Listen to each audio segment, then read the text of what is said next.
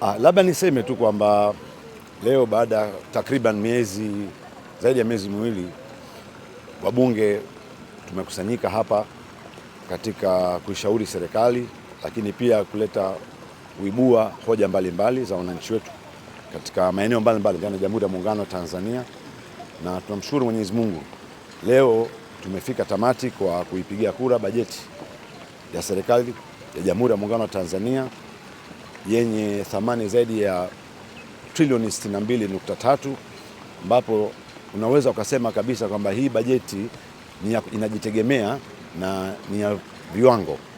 Lakini kubwa zaidi, nimefurahia pia kuona kwamba kuna zaidi ya trilioni 1 itatumika katika kusambaza madawa kwa ajili ya wananchi katika maeneo mbalimbali.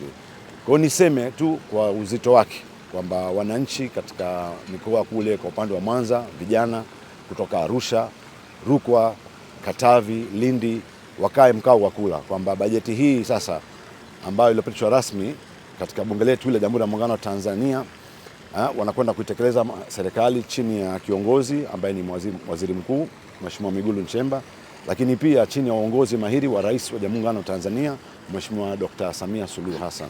Kwa kweli sisi kwa upande wetu pia, mimi nikiwa mbunge kupitia Baraza la Wawakilishi au mbunge kutoka Zanzibar, niseme tu kwamba naamini na sisi pia kwa upande wa serikali yetu ya Mapinduzi ya Zanzibar kuna faida nyingi tutakazopata. Muda ni mchache, lakini naamini bajeti hii kama nilivyosema awali inajitegemea na ni ya viwango. Kwa hiyo tunamshukuru Mungu kwamba tumeweza kufikia tamati katika kutimiza jukumu langu, na mimi nimepiga bajeti hii kura moja ya ndio kwa mahaba makubwa. Okay, sasa Mheshimiwa Simai, Juni 2 ulitoa hoja bungeni wakati ukichangia bunge la bajeti hii, na hoja yako ulimtaja Yuda, kitu ambacho kilizua gumzo sana mitandaoni, huku wakijiuliza Yuda ni nani na kwa nini hukumtaja kwa jina? Najua, na hapa nikipenda niozungumza na Watanzania wenzangu kwamba mabunge yana tabia ya kuvutana, kusokotana, kutofautiana, kutokubaliana, lakini pia kukubaliana, lakini mwisho wa siku tunakuwa kitu kimoja. Nilichokisema tarehe 2, nafikiri ilikuwa Juni 2.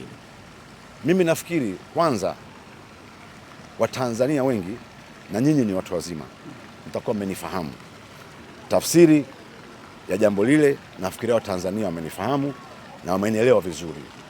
Na mimi niseme tu kwamba wakati ninasoma shule Alboro Arusha, nilipokuwa kijana, mwalimu wangu wa historia alinifundisha kitu. Alisema history is the study of the past. Yaani kwamba historia ni somo, nasoma kwa wale mambo yameshapita. Jambo lilolizungumza huko nyuma ni jambo ambalo lishapita. Kama nilivyosema, Watanzania watu wazima wamenifahamu na tafsiri yake. Kwa sasa hivi ninachokiangalia ni utekelezaji wa bajeti, kuweza kumsaidia rais na kuishauri serikali, na niombe Watanzania sasa tusonge mbele. Asanteni sana.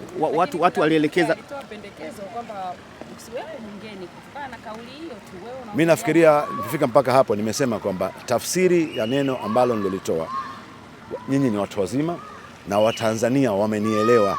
Asanteni. Tupo mwaka wa mbele. Imewashika.